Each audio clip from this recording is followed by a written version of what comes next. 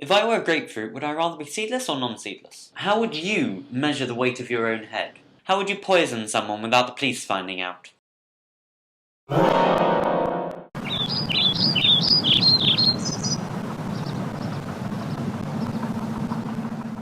Yes, this video is all about the infamous Oxford interview process, and those questions that I just said, they are actual interview questions that have been used in the past. This video aims to put you at ease about the Oxford interview and to make you feel prepared by giving you a few tips. I would like to point out that the questions that I asked at the beginning of the video may sound ludicrous and absolutely crazy, but they don't just pull these questions out of thin air. The questions usually follow some sort of logical progression from earlier on in the discussion, so don't worry about answering these absolutely crazy questions. They will be somehow relevant to something that you've previously said. This video is quite lengthy, so again, here is an outline of what I will be covering. General information on the interview, how to prepare for the interview, a run through of the process, interview examples, and myths.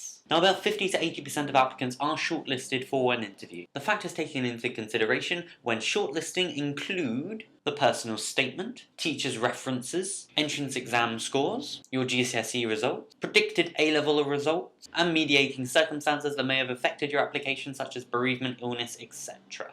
Now, regarding your grades, they do take into account the school that you've come from. For example, if you're coming from one of the worst schools in the country and you got 1A star at GCSE, they aren't just going to throw away your application. Especially if you're one of the only people in the school that achieved an A star at GCSE, you clearly have the academic potential to do extremely well at Oxford because given your level of education, you are achieving an extremely high standard. Conversely, if you only achieve 10 A stars at GCSE but your school average is 12 A stars at GCSE, Oxford aren't going to discriminate against you negatively because that would be silly. Also, know this. If you got to the interview stage, feel proud. It means that you had a very strong application, and when you do head down to Oxford, keep that in your mind, especially if you're feeling particularly demotivated or down at the time.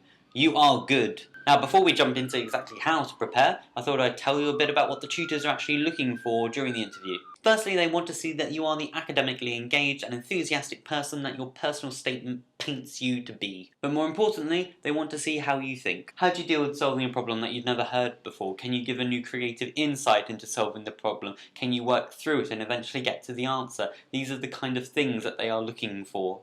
The tutorial system is the foundation for the educational system at Oxford, and the interviews are like mini tutorials to test how well you do with being intellectually challenged. It does have a focus on things that you have no idea how to answer just to see what you say, and sometimes the tutors won't even know the answer. So this is the challenge that you will be preparing for, and now we will go on to how to prepare for it. If you are the sort of person that panics, I do suggest that you start preparing for your interview before you've even heard from Oxford. So number one, we'll start with the basics. Have answers to the following very simple questions ready. Why did you apply to Oxford and why are you applying for this course in particular? These questions won't really contribute to the outcome of your interview, but they are good to have thought about already because they're designed at the beginning of your interview to put you at ease. If you already thought about the answer, then you won't be panicking at the beginning of your interview or wondering, oh, what's the best way to answer this question? I have no idea, I've completely forgotten everything. And if you followed the advice from the personal statement video I've made, these questions should be a breeze because you should already have them written down somewhere in your notes. So point number two, we'll continue with the advice given to you about how to write your personal statement, but just extend it a little. Show your intellectual curiosity by visiting museums, going on more trips, reading more books, keeping up to date with current affairs, etc, etc. The broader your knowledge, the more you can potentially talk about, so the more at ease you will hopefully feel. Also, if you are up to date with what's happening in the world, it might help in your interview because the interviewer might use more recent examples for subjects such as politics. To get the most out of these activities, I do suggest that you make a log, much like the personal statement video log that I mentioned earlier. That way you can go over all the notes before your interview and refresh your memory of all the knowledge and wisdom that you gained from these activities. With the log, do make sure that from your reading you note down the arguments for and against. Being aware of the different perspectives will help your intellectual flexibility, which is a quality that the tutors are looking for in the interview. And tip number three, arrange mock interviews. This is definitely something you should make sure that you do. You'll only really get better at talking to somebody and having intellectual discussions by practicing them. Because of this, arrange with a family member, friend or teacher to ask you questions about your personal statement so you can practice and exercise your intellectual flexibility. Try and make the actual discussions as close as possible to what an actual interview situation would be like.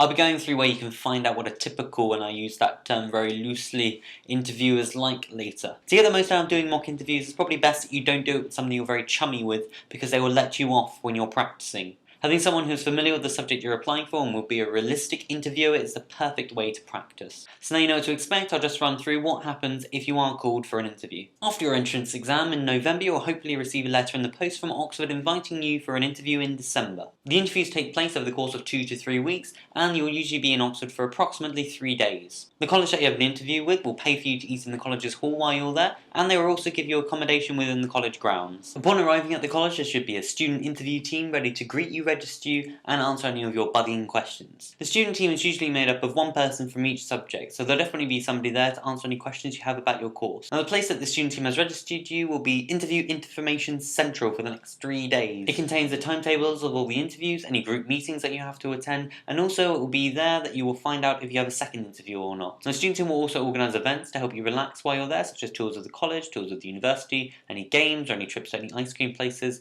along with other things. So all of the people being interviewed for the course that you're applying for will meet in a really big room with your tutors. The tutors will welcome you and then give you some advice on how to get the most out of your interview. The advice we were given for our interview was to not be afraid to say that we do not know the answer. We were also told that the interview was not a test of how much you know, but a test to see how well you deal with the things that you don't know. Now, the number of interviews that you have really depends on the subject that you're applying for. I would say that the average of 2, but it could be more, it could be less. For instance, I had one for politics, one for philosophy, and one for economics. They all lasted about 20 minutes, and the interviews were all spread over the course of 1 day. As I mentioned, you may also be called for a second interview at another college. Now, no one really knows what it means to be called for a second interview. There are true stories of people who have been called for 6 interviews at 6 different colleges, and then received an offer from a 7th college that they never interviewed at, which is bizarre and sounds exhausting. I wouldn't think too much about it or try to second guess it, just treat it like a normal interview and go for it. Make sure that you bring your personal statement with you and your reading log that you've been making, and you might want to bring some interesting articles or newspapers to read while you're there to keep you up to date with current events. Oxford also advised that you bring some schoolwork to do while you're there because you'll be spending a relatively small amount of time actually being interviewed. Alternatively, you could just relax and play Angry Birds like I did. Now, there is no typical Oxford interview, but there are some trends, and I just wanted to discuss with you what those trends are. Firstly, you'll need to head to the room that your interview is at. Usually they are the tutors' rooms. For instance, my philosophy interview was in C.S. Lewis's old room.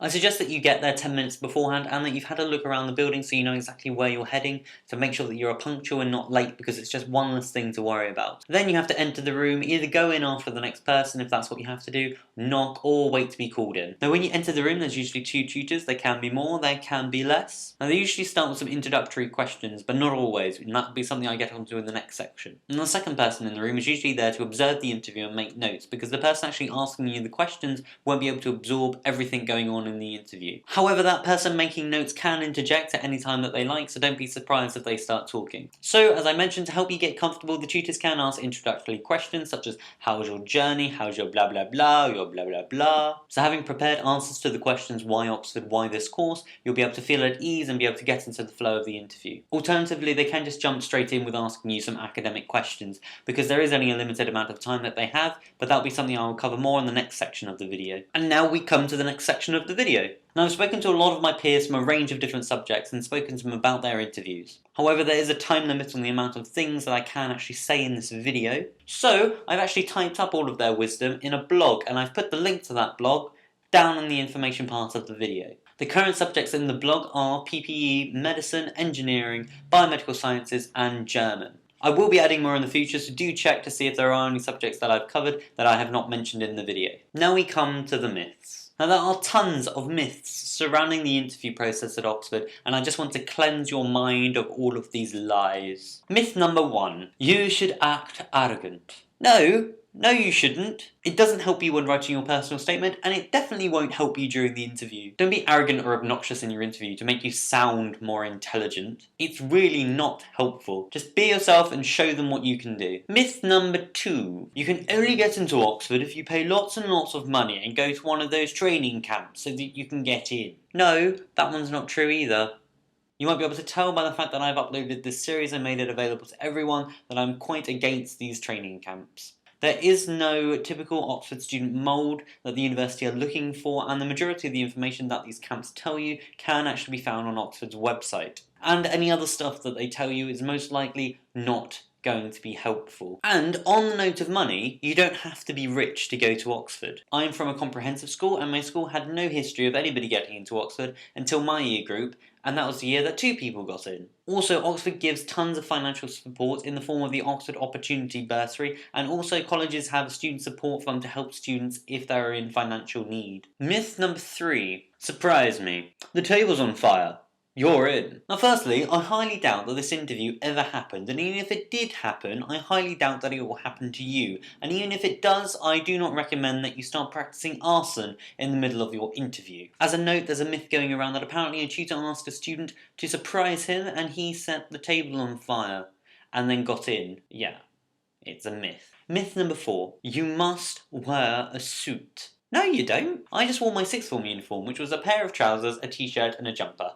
Done. Heck, the tutors won't be dressing up for you, so you don't have to dress up for them. You can wear whatever you feel comfortable in. Just make sure it does involve wearing something. Now the final part is all about what if you're unable to make your interview. Now if you are unable to make your interview for whatever reason, whether you be an international student or perhaps there's tons of snow and you can't get anywhere, also do arrange Skype interviews. Now before you calculate all the different ways in which you could cheat if you had a Skype interview, I'm just going to burst your bubble. Firstly, you have to do your interview at an exam centre, so potentially your school, and before the interview commences you have to show the camera everywhere around the room to make sure that you are alone and that there is nobody feeding you answers. So yeah, you can't really cheat. So that's the video all on the Oxford interview. Remember to check out the blog and the information part of the video, and I've also included some other interesting links for you there. If you do have any questions, do post them down in the comments, and next week we will be talking about the result. If you would like to see more of me topless, please click here, and until next time, I've been Jamie. Goodbye.